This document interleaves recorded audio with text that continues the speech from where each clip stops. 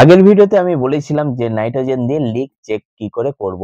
তো আজকে সেই ভিডিওটা আমি নিয়ে চলে এসেছি। তো প্রথমে একটা সাইড আমরা পুরোটা লক করে দিয়েছি আর একটা সাইডে আমরা ভালভ লাগিয়ে দিয়েছি। এবার এই কয়েলের মধ্যে নাইট্রোজেন আমরা দেবো। আর সেটা কি করে দেবো আপনারা দেখুন।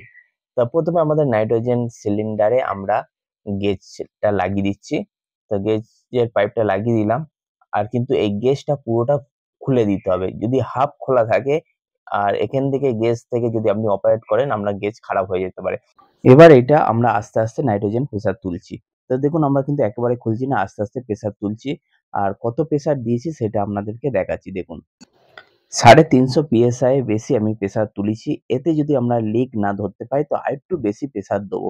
তো চলুন এতে আমরা লিকটা ধরি।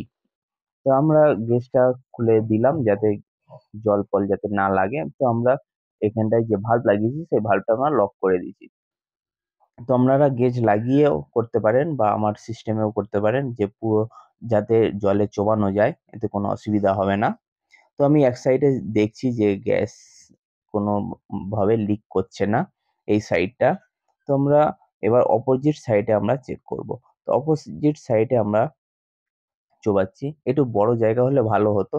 তো দেখুন আমরা লিকেজ পেয়ে গেছি। এখানটায় মাইনর লিক আছে, এখানটায় একটা লিক পেয়েছি। তো এইটার মধ্যে কিন্তু ৩ টে আমরা লিকেজ পেয়েছি। আমরা সেটা কিন্তু উম ক্যামেরায় অনেকটা ধরা যাচ্ছিল না। তাই জন্য যেটা বেশি ধরা যাচ্ছে সেটা আপনাদেরকে দেখালাম। তো এই কয়েলটা আমরা ভালো করে ব্রেজিং করব। আগে ধুয়ে নিয়েছি, ভালো করে পরিষ্কার করে নিয়েছি। তারপর এটাকে আমরা ব্রেজিং করব। তার আগে আমরা নাইট্রোজেন গুলো বার করে দিচ্ছি। ফোন করলেই তো সব এখন ভিডিও সব। তো নাইট্রোজেন বার করে দেওয়ার পরে এটাকে আমরা ব্রেজিং করব। ভালো করে আমরা ব্রেজিং করব, মানে দুদিক সাইডে অপোজিট। প্রথমে আমরা এইদিকে ব্রেজিং করছি, তারপর উল্টো দিকে আবার ব্রেজিং করছি, ডবল ব্রেজিং করছি যাতে দ্বিতীয়বার লিকেজ যাতে না হয় এই ইউ ব্যান্ড গুলো। তারপর আমাদের ব্রেজিং করা হয়ে যাওয়ার পর আবার এটাকে আমরা নাইট্রোজেন দিয়ে আবার চেক করাচ্ছি দেখুন। তো চেক করতে নাইট্রোজেন আর একদমই বেরোচ্ছে না, 100% আমাদের লিকেজ সলভ হয়ে গেল।